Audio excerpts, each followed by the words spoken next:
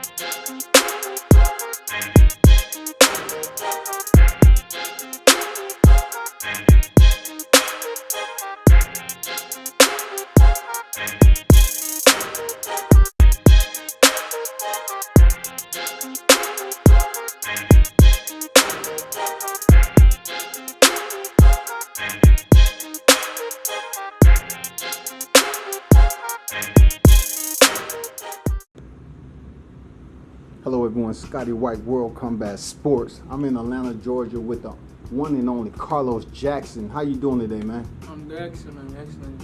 Ready for Saturday and get it cracking, ready to do what I do best. Hey, we in the square, man. For those of you that don't know, we're talking about a Super Bantamweight undefeated champion doing big things under the radar, man. You came a long ways. You 15-0, 10 knockouts. A lot of people may not know who you are, but this is what it's for, man. Let the fight fans know how exactly Carlos Jackson got started in the sport of boxing.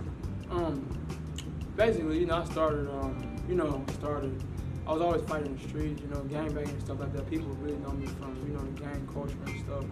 And my dad was a former fighter at one time in the 90s.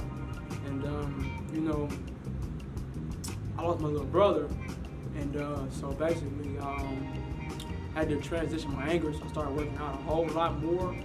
And then, one of my father's friends who he used to train with, he was like, man, you got the body for a boxing, you can fight in the streets, so you might as well just go and, go in the gym. And then we ended up going into Granite City Boxing Club. That was in Lithonia. That was back when it was in Lithonia, Georgia. And then I ended up actually taking home to Paul Murphy Boxing Gym in Doraville. And that was it. I never left the gym. That's a special, rotation when it comes to boxing. You have fighters from all walks of life. And you talk about what you did, in changing your life around, losing your brother to a situation that we can't control, but we can do something about it. And you proved that you can do something about it. Yeah. Once you first entered the sport of boxing, to get out the streets, so to speak, what was the toughest challenge for you? Just focus. It's hard to come from that element of life and to now you gotta stop smoking, you gotta stop drinking, you gotta eat clean, and the transition of going back and forth. Because where I used to live, I didn't have a car when I first came to Atlanta, so I used to have to ride the bus. It used to take hours to get to there. Then I had to go to my job because I was working at, and it was just kind of hard. So the focus would be kind of, it'd be the hardest thing just to deal with. The fighter part was the simple part. It was just the focusing on just getting there and then keeping and maintaining that drive, that energy that you need just to be an elite class fighter at that point. And you've shown that you take the sport serious. You've been dedicated to your craft. What was your amateur career like? It was great. I fought a lot of people. When I first started, I went 10 I think it was like 10 wins straight, 10 victories straight with 10 knockouts. I think I knocked everybody out except for one guy. Not everybody out except for one guy. But I was always working. And then, my first open fight was against Malik Montgomery. He was, I think, 2016 Olympic qualifier. Yep. He was Olympic trials. He was, I guess, the second runner-up. And, I fought him, and I wasn't scared. I was always wanting to fight everybody.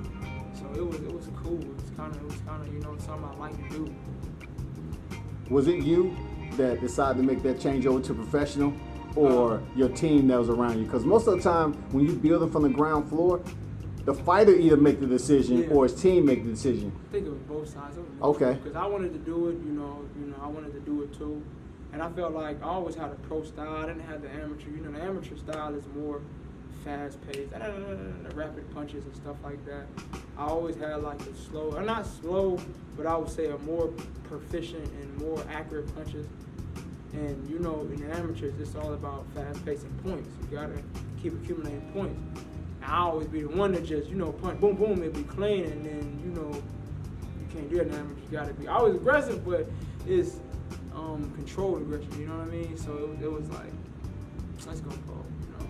So taking that that winning streak from the amateurs and turning over to the professionals, once you knew you were stepping in the ring as a professional fighter and you start to win, obviously 15-0, what was going in your heart? You know, what was in your heart, man? What were you saying? Oh man, I think I can do this for real. I don't know. I mean, when I my first professional fight, when I first wore an 8-ounce glove, they're different from the actual 10-ounce gloves in amateur.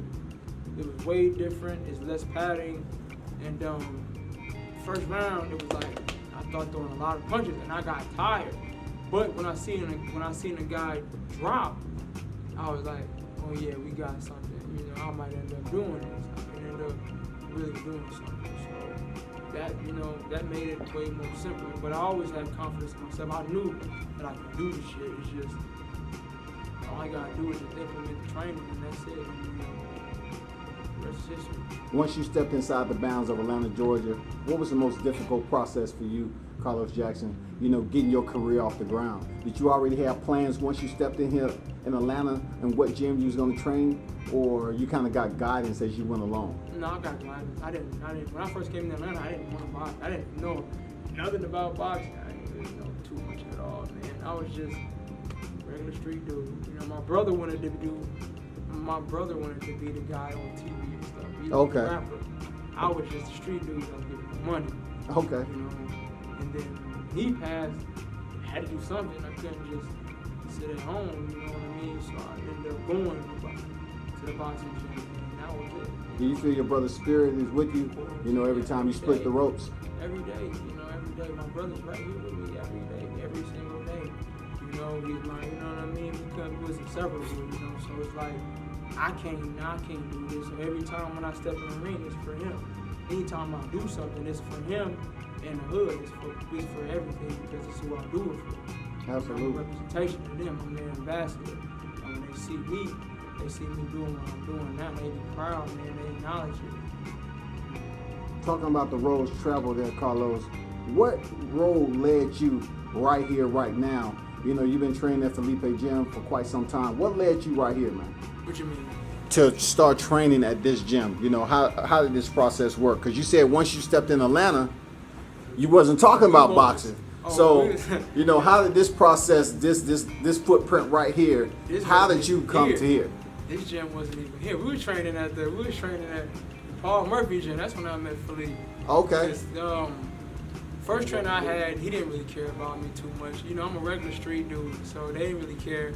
And then the second guy I was with, he didn't really care too much, and he led me to Felipe, and that was it. We was training at the Paul Murphy gym.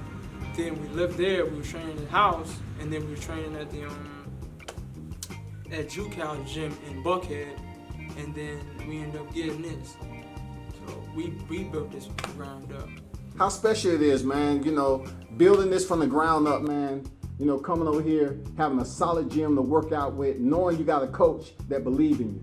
Man, it feels good because I'm loyal. I'm always been there. He always been down with me. So it's like, I ain't finna leave. Yeah. You know what I mean? I'm here now. It's why I'm one of the most decorated fighters. And not only just in Atlanta or the Southeast, but just period in 122. I'm one of the most decorated guys. So at the end of the day, it's just like, you know, you got to stay down and you got to keep focused with what you got going on and stay dedicated with your people, because you don't know what they're investing in, you know, because with time and patience comes, you know what I mean, comes success. You get everything you work for, you know. This is what we work for. Speaking about special, you know, 15-0, talk about the belt, man, the WBC belt that you earned? You know, let the fight fans know about that. That was a great experience, you know. Because, I mean, you know, you win belts in amateurs, but it's different when it's a pros and it's a WBC title. So it was like, I come from nothing, so it was cool, you know what I mean? It was kind of like, man, you know, I did. It's nothing like the cover the green, man. I know, right? So you did something, so it's like, damn, you know what I mean? You accomplished something, but I'm always a humble dude. I always know I can do better. Still got a whole lot to prove. Still got a lot of people I gotta get through. I still got people that's gonna doubt me. I still got people that's believing in me, you know, and I still got a lot more to prove because I'm gonna die. My level of thinking, I wanna die a legend, you know what I mean? So it's bigger than just that one. I want way more, you know what I mean? Well, a mindset like that, man, the only way you're going is up. You know what I'm saying? Your dedication and everything. You know, self-motivation is everything. And you have that, and you represent it well. You got a big fight coming up, man. You know, that's why we're here, of course, you know, for you to put it out there. The Atlanta boxing scene is a little bit dense when it comes to, you know, getting your fighters like yourself, popular fighters is in this footprint. But talk about that fight coming up, man, being 15-0, 10 knockouts. I'm fighting Luis Domingo Hernandez. He's 14-4. He's a good aggressive person. We sparred before, you know. We sparred like 2017 or something like that. So, you know, it's kind of, you know, he's a come forward guy. He's gonna do what he wanna do. He's coming to fight. I know he's coming to fight, so, and I'm coming to fight, so I just want somebody to challenge me. You know, that's all I want is a challenge. I don't like easy touches. I never like to be a guy that, because I'm not nervous or nothing. He's gonna come in to fight, fine. I like to fight, so it's not no pressure for me. All I know, I'm just gonna knock the hell out and celebrate. He's gonna set sail wherever he goes. Well, I can say, Carlos, you know, the advice you may give to other fighters about your technical skill set, how sound you are. What advice would you give those fighters that really don't take enough time and effort to be technically sound in the sport? Study and listen to your coach. 1, study. 2, when you sparring, work on the shit that you need to work on because you're sparring. Who cares? Whether you look good or you look bad, as long as you do the one thing that you want to do, you know what I mean? Because the purpose of sparring is practice. You want to win a fight. I don't give a damn about that sparring. And learn and be mindful, man. Be coach. You know, it's just everything in the one. You got to be coachable. You got to learn. You got to be studious, and you have to just input all those into one pot and just you get what you get. You know what I mean? And you getting close, man, to the bigger stage. You know, it's only a matter of time before somebody magnify and see, okay, that's Carlos Jackson. Look at the record. Look what the work you've been putting into. How special is that to look forward to that big stage that obviously is right there in front of you. It's only a matter of time before you be on the big stage. It's cool, man. I mean, the thing is like, damn, you know, I wouldn't like to. A decade, 20-year-old me wouldn't even look at myself and be like, damn, you know what I'm saying? I came from nothing, man. I really come from the bottom up, man. Like, I know it be sounding cliche when people say that. Like, man, your teacher ain't never said you weren't gonna be shit, but I'm a high school dropout. You know, I dropped out of 9th grade. You know what I'm saying? I started gangbanging out, selling crack, heroin, all kind of stuff, robbing people. So it's kind of different when you like, I look at it from now and I can talk to the homies and I'd be like, you know, man, I'm about to do this, and they be so proud, man. They be, just look at the comments, how many whoops you see. You know what I'm saying? With the cues, man, they proud and they watch me, man, and it's coming from that kind of body, you know, coming from that element, and people watching me, people being influenced by me, and people, you know, see what I'm doing, man. I'm not gonna let them down. That's how I look at it. You know, regardless, you know, I'm hard on myself. I could be sparring and get my ass whooped, and I'm hard on myself. I can look good. Even in a fight, I can win a fight, and I'm always asking my coach what I do wrong. Because I want to get ready for that mindset, for that big stage. You know, everybody look at these guys on the big stage, like Stephen Fulton and all the rest of them guys, because they Instagram stars or whatever, they think they just because a big name don't mean shit. People lose. And they can look at AJ as a proven example. You don't know. Anybody can lose. Anybody can be beat. We both got 2 hands. We both bleed. You bleed like I bleed. You train hard as I train. You know, you probably might not train even hard as I train. You might take it lightly. But when that time comes, I'm gonna be full for that ready. You know, I always stay dangerous, so you know, ain't nobody never gonna catch me slipping. Leave that shit. Solid analogy there, Carlos. You know, speaking about, you know, you all starting over at Paul Murphy, you know, how special has the dynamic been, you and your coach, Ali and Felipe? How special that dynamic been for you and your coach, Felipe, you know, moving from Paul Murphy up to here and being able to trust the process? It's been good, man. That shit has been, it's been long. Yeah. It's been long. Yeah. You know what I mean? It's been long. God damn, it's been like 8 years now. 8 years, wow. 8 years. So shit, you know, it's been long. I think, you know, we probably like, you know, everybody in Atlanta, they switch coaches. Me and everybody know me and Felipe, so it's a difference. Cause it's like family. Like everybody look at us and be like, where's Felipe? You know, or they look at Felipe like, where's Carlos? You know what I mean? It's like a tag team, so it's different between anybody else. So building this shit from the ground up is special. So, you know, and then we still got a lot more to go. We still got a lot more to go. And when we get there, it's gonna be even more special because we proved the doubters wrong. True. Everybody's wrong. Outside of the gym, what keeps you motivated, man, to step back in the ropes? I like fighting, you know? Okay. I just like to fight, man. I mean, you know, because I ain't fought since May, so it's I'm kind of like, my mindset is ready. I'm tired, you know what I mean? Because now it's the weight cut now, but as far as anything, I'm ready. I just wanted to get back in the ring, man. I just want to get in the groove of things, because, I'm watching these guys, man. I'm watching everybody at 122, and it's not a popping division. You know, it's not popping. You got some hard guys like Emmanuel Navarrete, how to say his name. You got Navarrete, yeah. Yeah, you got the guy that just beat the Daniel Roman. You got Stephen Fulton, and you got a lot of guys in the division. It's not a hot division where it's just like, you know, you got that standout guy. So it's kind of, I just want to make it happen in the division.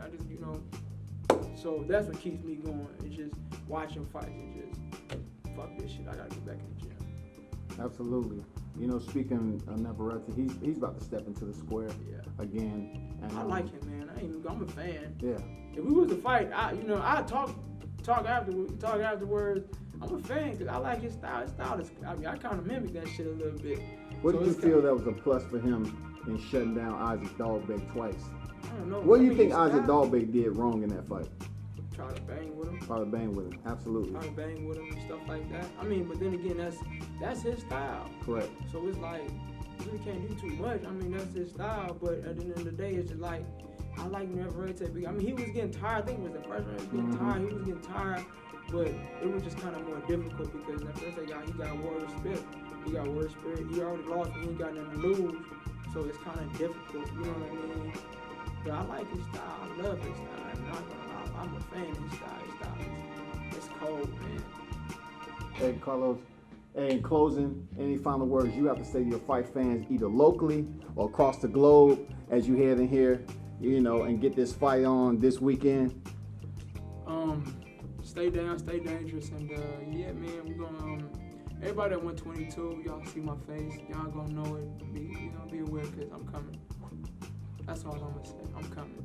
Social media, follow you on social media. What's the name? Follow you? My name, Carlos Jackson, 2 N's. Carlos Jackson, 2 N's. It ain't too difficult to find me. You know, once you put Carlos Jackson, you're gonna see my name, King Dynamite. You know, that nigga right now in 122. That's coming for everybody. And y'all heard it right here, right now. Y'all better pay attention. Take the telescopes out. Look him up. Hey, he's coming. 15-0, 10 knockouts, man. He headed in here for his 16th victory. I mean, 16-0 with 11 knockouts. Yep, 11 knockouts. He already predicted it already. 11. So he putting the division on notice. Y'all need to understand he's one of the best fighters out of the ATL, period. Always professional, always showing support, and I do the same. Scotty White, World Combat Sports. Salute, and thanks for allowing me for this interview, man. And much success in your career, man. Yeah. Salute to you.